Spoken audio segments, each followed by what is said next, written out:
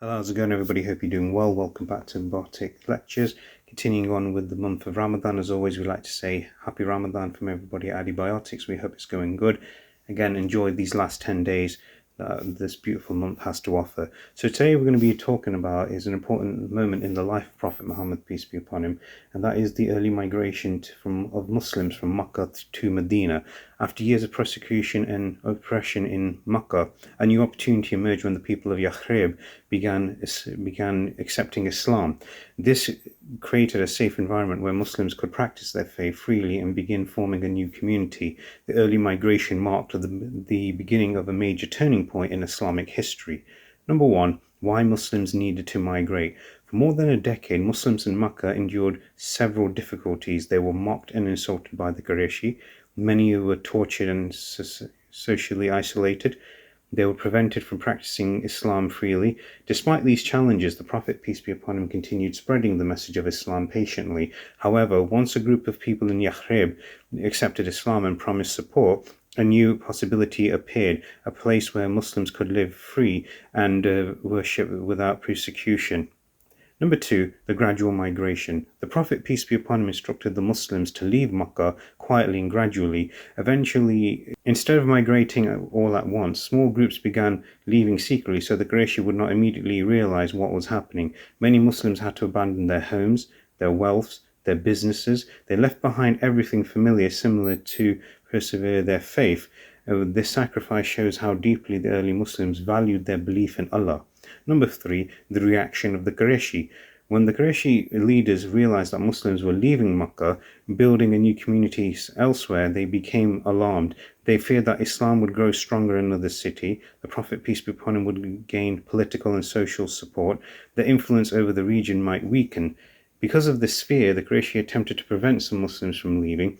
In some cases, family was separated and individuals were detained. Despite these obstacles, many Muslims successfully reached Makkah. Number four, the beginning of a new community. Once in Medina, the Muslims were welcomed by the local believers, known as Ansar, meaning the helpers. The new Muslims supported the migrants from Makkah, called the Mujahirin, by offering them homes, sharing their wealth, treating them as brothers. This spiritual generosity and unity helped establish the foundations of the first Muslim society. In conclusion, the early migration to Medina represents a powerful example of faith and sacrifice and community. The companions of the Prophet, peace be upon him, left everything behind for the sake of Allah, trusting that their sacrifice would lead to something greater. Their migration eventually paved the way for the Prophet, peace be upon him, himself moved to Medina, an event that would transform Islamic history. So from this, we learn that faith sometimes requires great sacrifice. Unity and support strengthens communities. When people struggle for the sake of truth, Allah opens new doors for them. Now, time for reflective thoughts.